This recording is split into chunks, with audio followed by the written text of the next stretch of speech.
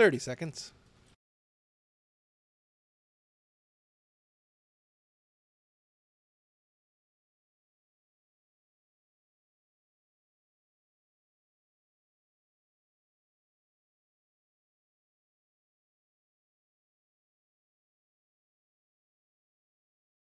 Ten seconds.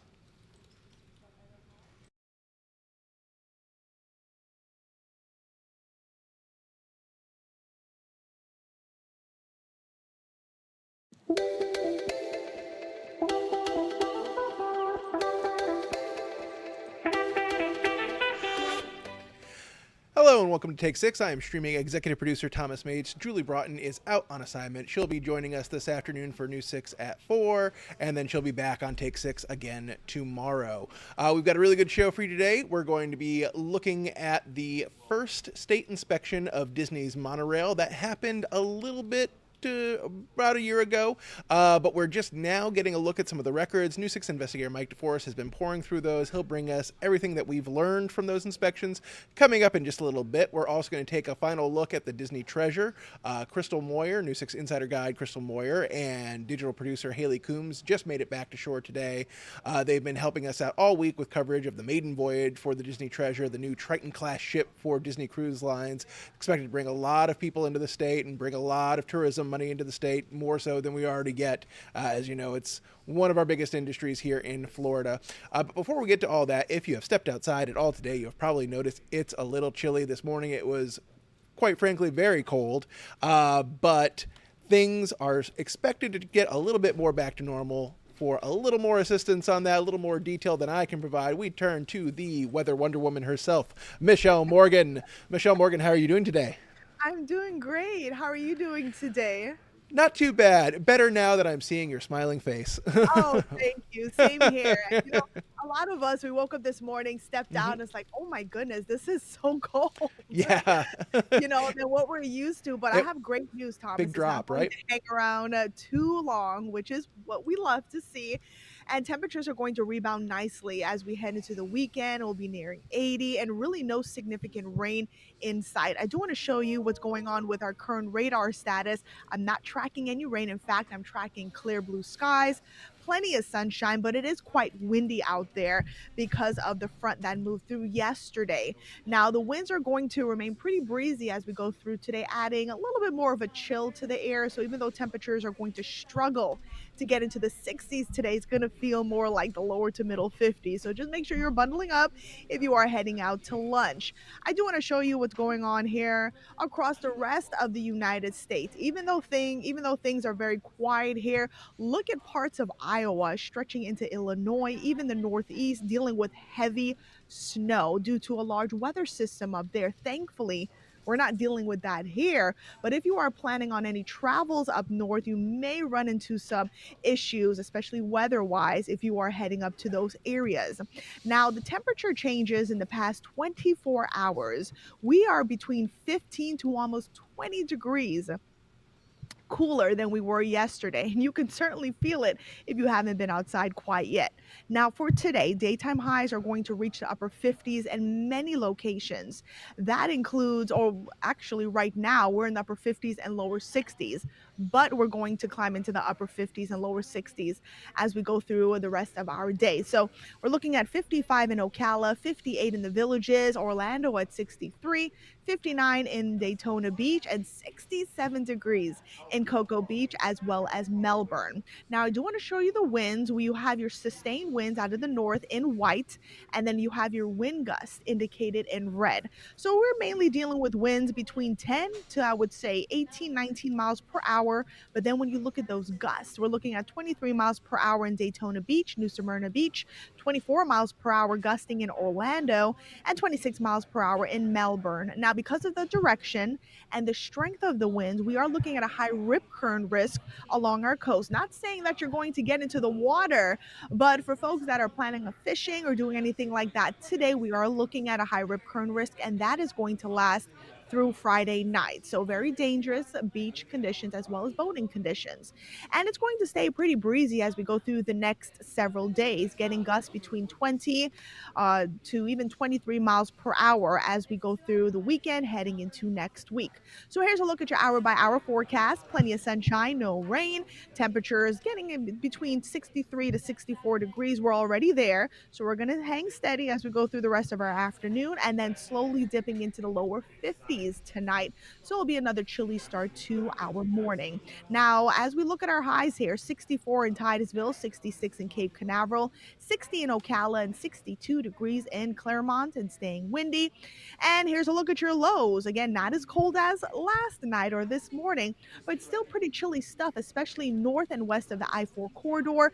43 in Ocala, 45 in the Villages, 47 in Claremont, Orlando. You'll see a low of 53 and 61 in Cocoa Beach, as well as Melbourne. Now, your clouds and rain forecast looking fantastic. We'll see a few clouds build as we go through the overnight hours. A stray shower or two certainly possible as we go through tomorrow morning into tomorrow afternoon, but that's about it. As I mentioned before, significant rainfall is really not in the forecast. We have a ton of dry air in the atmosphere, and an area of high pressure will keep things nice and quiet. Now, to the fun part, your winter countdown. Can you believe it? We are 9 days away from the first day of winter, which is on December 21st. Then Christmas, less than 2 weeks away, 13 days to go. And then New Year's Eve, we're 19 days away. So 2025 is coming up quickly here, Thomas. So here's a look at your 7 day forecast: 63 today, 53 tonight, tomorrow, 73. And then look at your weekend forecast: 78 on Saturday, 79 on Sunday. If you have any holiday plans with the family, the weather will be fine. And then we stay in the 70s as we head through the next several days next week. So I would say really not a bad forecast there. No, no, it's looking great. Obviously we got some unseasonable rain yesterday, but it's, dried out, back to normal temperatures. I love those high 70s, mid to high 70s. So much better than what we were experiencing in August. Oh, 100%. I agree with you on that hmm one. It's comfortable. And with the cooler weather, it really makes it feel like the holidays. So, I mean, I don't really think a whole lot of people are complaining about that. Yeah, yeah. No, I think we got our fill this year. It was brutally hot at times. Samara Yes, Coquino has called it disrespectful weather. very disrespectful. Absolutely. But we'll take what we can get right now. It's looking great. Thank you so much for your time. We'll let you go, and we'll talk to you soon. Thank you so All much. right. Thank you. Bye. Bye. All right, that'll sorry, I lost my place for a second there. We usually do the weather at the end. So right now we're going to take a quick break. When we come back, we'll be talking with News 6 investigator Mike DeForest. He's going to be looking at the first state inspection of Disney's monorail. That happened about a year ago, but we're just getting a look at those inspection records now. He'll explain what the delay was and what all this means for the theme park. That'll be coming up in about 2 minutes.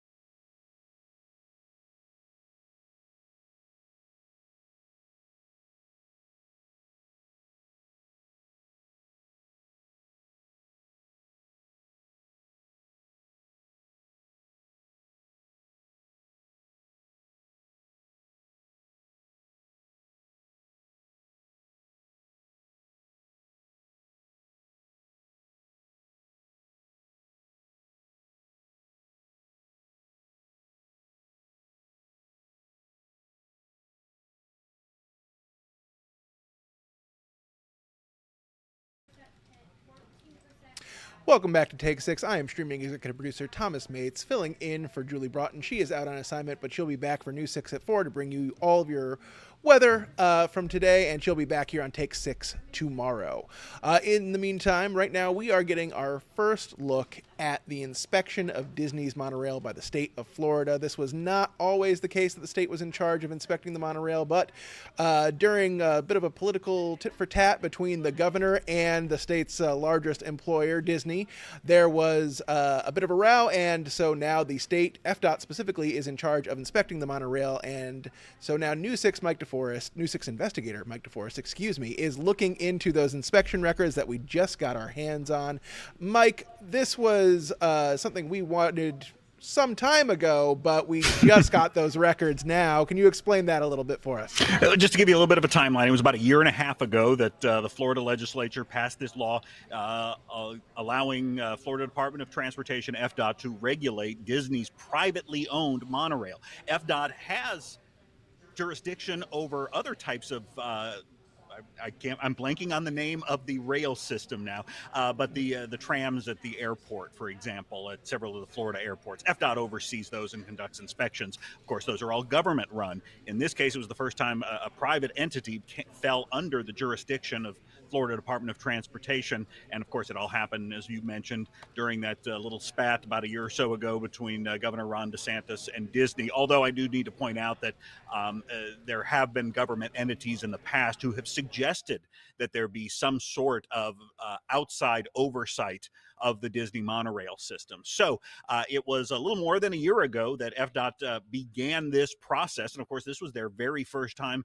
inspecting monorails of that particular type, the kind that Disney built, the one here in Florida built in the late 60s, early 1970s. And so shortly after that process began, I put in a public record request because I wanted to see what was going on and how did these inspections work. And it took us a year to get the records.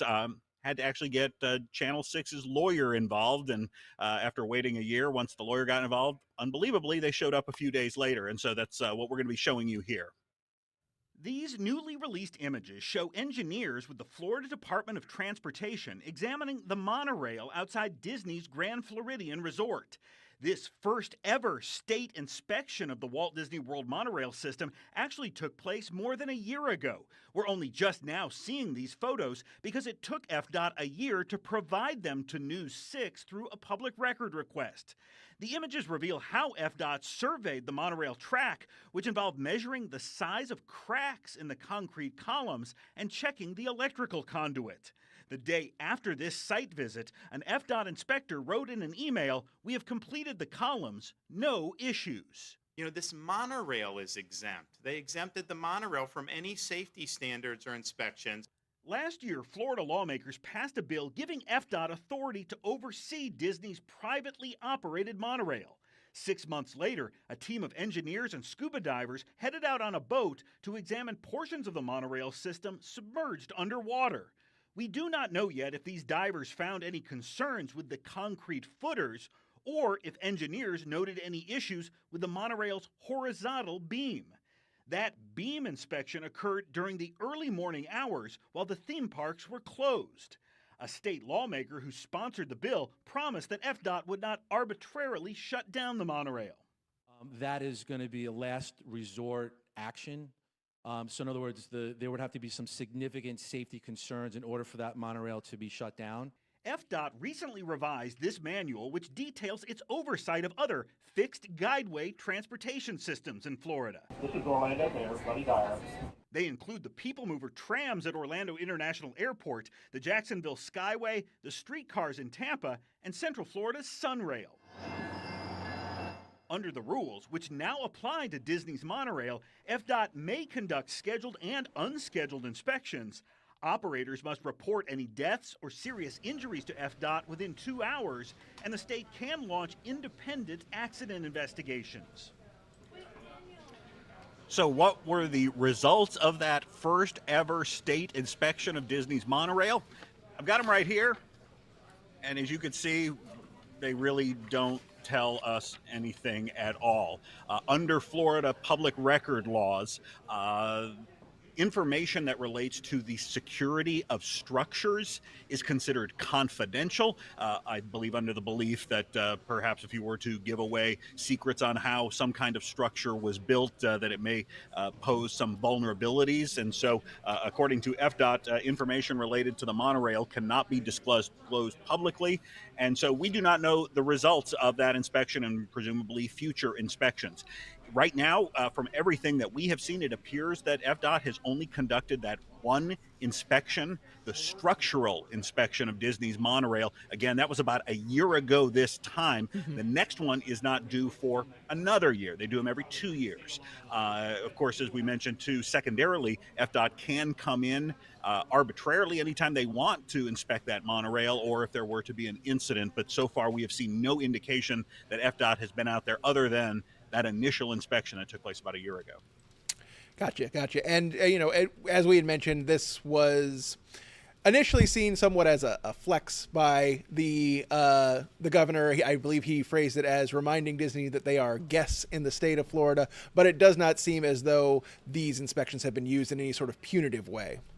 Right, and that was one thing I noticed looking through these records. I know that there were some either who let's say Disney supporters who feared that the governor would use this to interfere with Disney's operation, and there were people who supported the governor and who were kind of opposed to Disney, who really hoped that maybe this would allow the state to flex its muscle against Disney. But when that initial inspection took place about a year ago, I could see in some of the emails that the two entities were very professional and working very closely together. FDOT wasn't just storming over there saying, we want to check this out now. They worked with Disney to intentionally schedule these inspections, a lot of them that would have disrupted service after hours. For example, some of them that happened last December. As you know, Disney every year runs the Mickey's Very Merry Christmas Party at Magic Kingdom. And so Disney said, hey, we're going to have folks on that monorail, I think, till about 1 or 2 in the morning. And so FDOT waited until they were no longer being used in service to conduct some of those. So it just goes to show that they're being very professional and working with each other. And again, no indication that we've seen so far that FDOT has stepped back in to take another look at things. One thing to point out, though, at least publicly, at least what we know publicly, there have been very, very few incidents involving Disney's monorail. The one big exception, it was, I think, over a decade ago, I don't have the date in front of me, when there was a collision and one of the cast members who was operating the monorail was killed.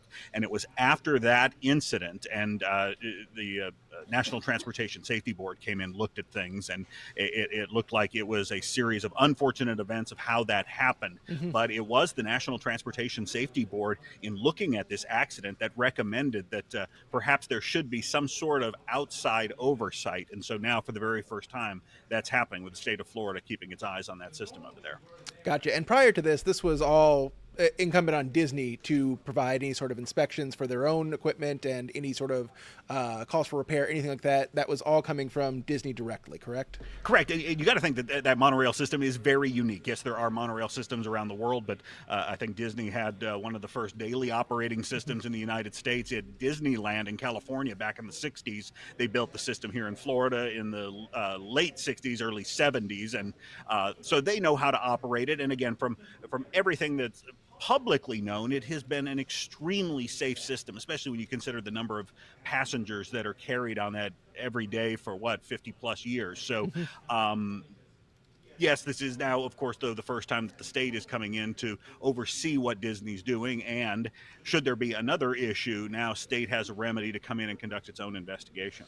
Yeah, absolutely. And as you mentioned, the National Transportation Safety Board or Bureau, they had previously recommended this. And, given that Florida has largely been under a Republican governance for a long time, typically very anti-regulation sentiment from, the Republican side of things. But, now, a decade later, we are finally seeing that that state regulation being applied to Disney, again, the state's largest employer. And you talk about that Disney has looked after itself for all these years, as it will come no surprise, as we saw looking through some of these reports, that Disney actually had to train FDOT officials on their system. They had to actually come over. One particular thing, before they actually did those inspections up on the the horizontal monorail beam, Disney mandated that FDOT go through a safety course, a fall, so they don't.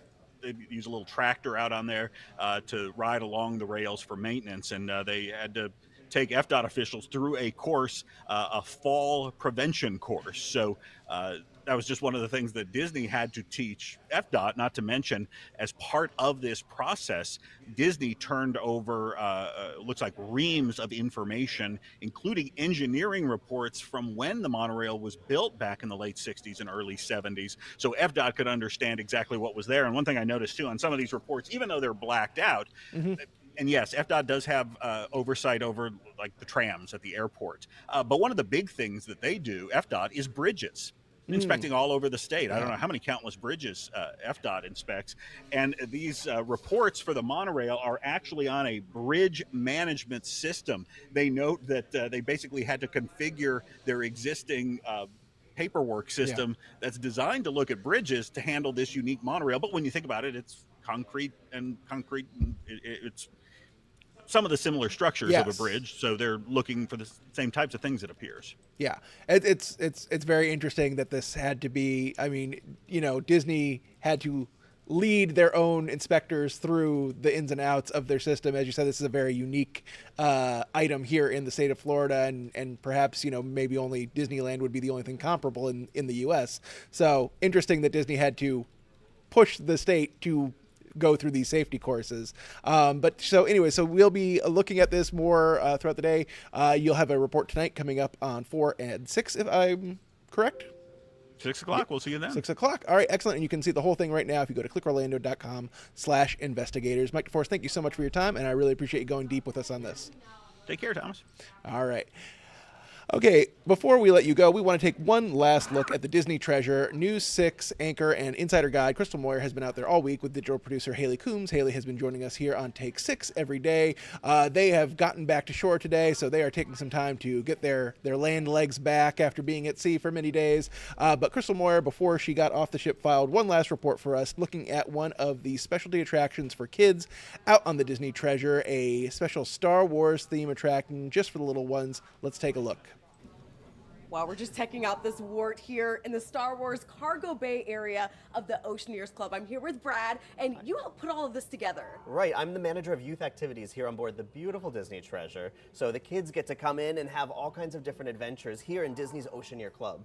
So we welcome kids from ages 3 to 10 years old. They slide down the slide and then get to choose their own adventure as they're experiencing some of the Disney stories. I feel like you're immersed in the Star Wars experience here. There's all kinds of different interactives, things to do, buttons to push. And right over here, very popular, we have a porg. If you can see, she's in her enclosure there with her nest and her eggs. Sometimes you go places kids can't touch. Here, that's not the case. Touch everything, push every button. This is an amazing place with our Disney-trained youth activities counselors here to facilitate all of the fun for the kids in a safe but fun environment. And actually, we have some friends here that help us train the kids on the ways of the Force. Okay. Yeah. Who's here? And actually, Oh my gosh, Ray it's now. Ray! Hey! There. Okay, so obviously the kids are here, and we're worried, obviously, about those stormtroopers. Are we good? Yes, the Resistance has a squadron of X-Wings around the ship just to make sure that no First Order stormtroopers can harm our younglings. You're doing a little training as well, right? Yes, so there's actually, our friend Arden has found a Jedi holocron, so we're teaching the younglings in the ways of the Force, seeing if we can find some more Jedis to help resurrect the Jedi Order. Thank you so much, Brad, Ray. We're going to toss it back to you guys from the treasure, Crystal Moyer, getting results, News 6.